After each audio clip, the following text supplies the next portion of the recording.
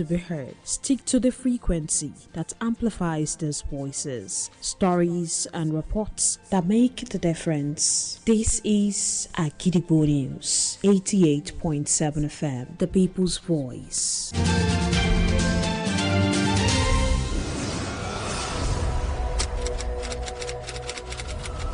This is Kunle Amzat Studio, Akidigbo 88.7 FM.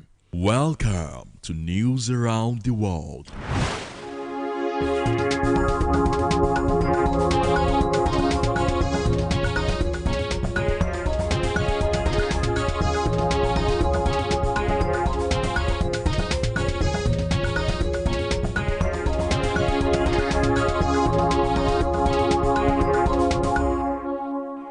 Good evening, welcome to News Around the World on the most listened to radio station, Akidigbo 88.7 FM, Ibadan. I am WURAOLA, YUSUFF. The headlines. Analyst backs NBC code, urges objectivity in broadcasting. Colonial influence and modern medicine. Colonial influence and modern medicine. On our big story today, Akidigbo FM news correspondents explore the history of childbirth, tracing its transition journey, while also defining a bigger perspective to cesarean section in Nigeria. Abiodun Oloyede breaks the report. The history of birth practices in Nigeria reflects a mix of deep-rooted indigenous traditions and later influences from colonial medicine and modern healthcare systems. There was the pre-colonial era, and that consisted of entirely traditional, community-based procedures. In came the colonial era, which included the introduction of hospitals and Western medicine. Then there was the post-independence era that brought expansion with persistent inequality. Finally was the modern era where we are at now. But let's get on this report one step at a time. Let's go back to the beginning.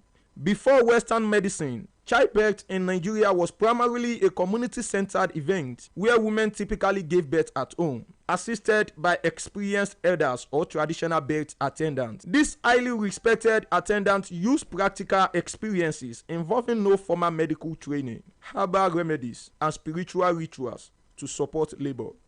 With the arrival of the British colonial rule and missionaries in the late 80s and early 90s, Western medical practices began to influence childbirth as mission hospitals and maternity clinics were established, introducing trained midwives and new techniques. During this period, the coexistence of traditional and Western methods became common, meaning women were still consulting traditional birth attendants while also seeking hospital care when complications arose. A major turning point came in the late 19th and early 20th centuries during British colonial rule, as important early medical centers were established in Lagos, Calabar, and other coastal trading towns. It was during this period that surgical procedures, including cesarean section, were first introduced into Nigeria. The government attempted expanding public healthcare systems, training doctors and midwives. Maternity services improved in urban areas. This period marked a major turning point with the introduction of antibiotics, blood transfusion services, better anesthesia, and as a result, C-section became significantly safer. Public health campaigns started promoting antenatal care, vaccination, and safer delivery practices, aiming to reduce maternal and infant mortality. By the 90s and 20s, Nigeria faced a maternal health crisis, making Nigeria one of the most dangerous places to give birth. There was high maternal mortality caused by lack of access to emergency care and delays in reaching hospitals, making cesarean section become widely recognized as a life-saving procedure,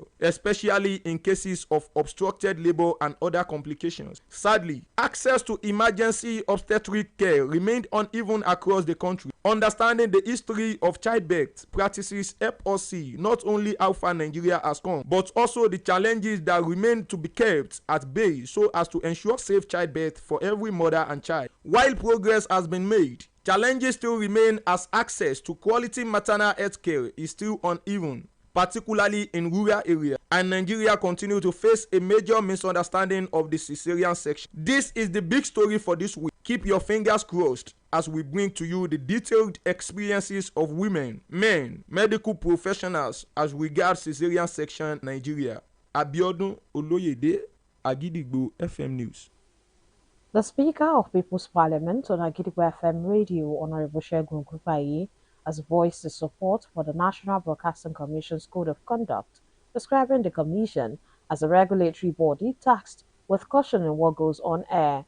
Speaking on Shokanwa program today, Honorable Grupaye said the regulatory codes are designed to curb content capable of causing chaos in the society, stressing the power of speech and written material to create disarray.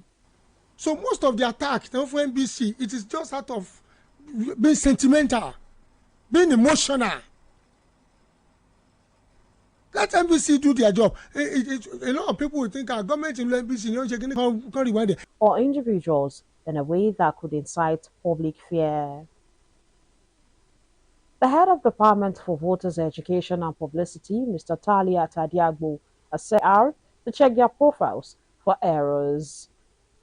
Mr. Diagbo added that the voter correction exercise is scheduled to begin on April 29, giving registrants the opportunity to make necessary amendments to the data, and also confirmed that a third phase of the CBR will be held for eligible voters who missed the first and second phases.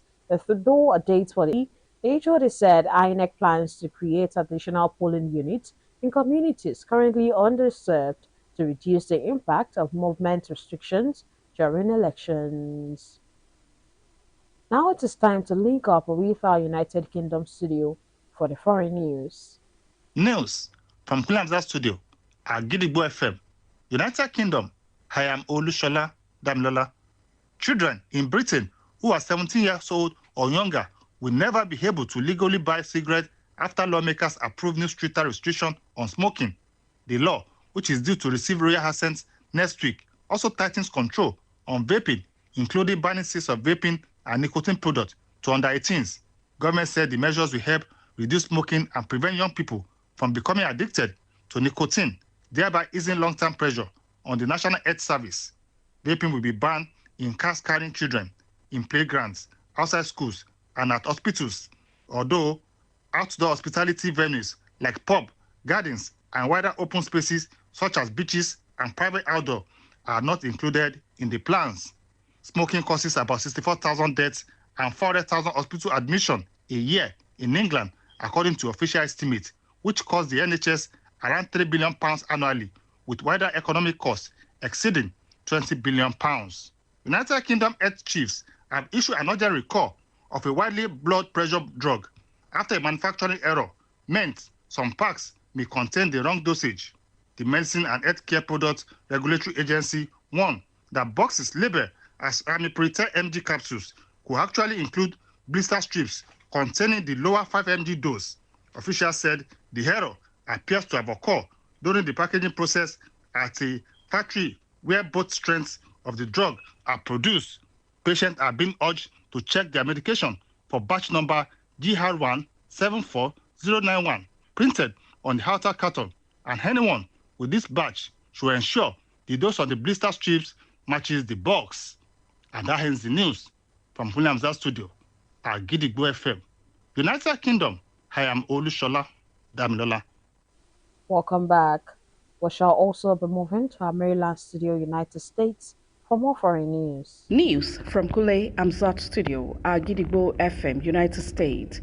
I am Oluwatosin Sonia. Iran's Islamic Revolutionary Guard Corps said it has seized 2 container ships on Wednesday in the area of the contested Strait of Hormuz. Iranian news media reported hours after President Donald Trump announced that he was extending a ceasefire. Earlier Wednesday, UK Maritime Trade Operations, a shipping monitor run by the British Navy, reported that 2 ships had been attacked near the strait, one by a gunboat belonging to the Revolutionary Guards.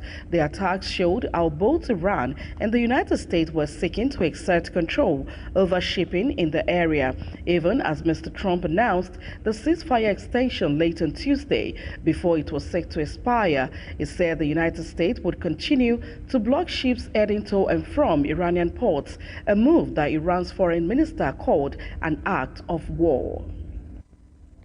A federal appeals court has narrowly upheld a Texas law requiring public schools to display posters of the 10 Commandments in classrooms. In a 9-8 decision, the U.S. Court of Appeals for the Fifth Circuit ruled that the law does not violate the constitutional separation of church and state, overturning 2 court rulings. The court also found out that the measure does not infringe on parents' right to guide their children's religious upbringing. Since Governor Greg Abbott signed the law in 2025, families from diverse religious backgrounds have challenged it, arguing it amounts to state endorsement of religious advocacy group representing 15 families said they were disappointed with the ruling and plan to appeal to the U.S. Supreme Court. And that is the news from Kuli Amzat Studio, Agidigbo FM, United States. I am Oluwatosin Sonya. An highly exciting world of sports. The Tigers have been drawn into Group B alongside France, South Korea, and Hungary for the upcoming FIBA Women's World Cup later this year. The draw held in Berlin featured Nigeria against France, the second best team in the world according to FIBA Women's rankings, when our Wakama's ladies are ranked 8th globally, while South Korea are 15th, with Hungary in the 19th slot. France and South Korea defeated Nigeria in the World Cup qualifiers held earlier this year. The results were inconsequential to the Tigers, which had already booked its World Cup ticket by retaining the women's AfroBasket title. The World Cup is due to commence from September 4 to 13 in Berlin, Germany, as the Tigers missed out on the last World Cup in Australia after FIBA kicked the country out following a federal government ban on international basketball events. To wrap up the news this evening, here is a recap of the headlines. Analyst backs NBC code urges objectivity in broadcasting. Oyo INEC to display voter register for corrections as CVR Phase 2 ends. Smoking ban for people born after 2008 in the UK agreed. Federal Appeals Court upholds Texas 10 Commandment law. The Tigers to face France, South Korea, Hungary, and World Cup group. Don't forget that you can listen to us live on our website www.agidigbo88.7fm.com. You can also download our mobile app on Google Play Store and iOS. Simply search for Agidigbo 88.7 FM. Follow us on Facebook at Agidigbo 88.7 FM, on Twitter and Instagram at Agidigbo 887 FM, and subscribe to our YouTube channel. If you have news stories and tips for us, contact our newsroom on 070-8714-4865 or send us a mail on newsroom@agidigbo887fm.com. And before we go this evening, here is a quick tip. To achieve greatness, start where you are, use what you have, and do what you can.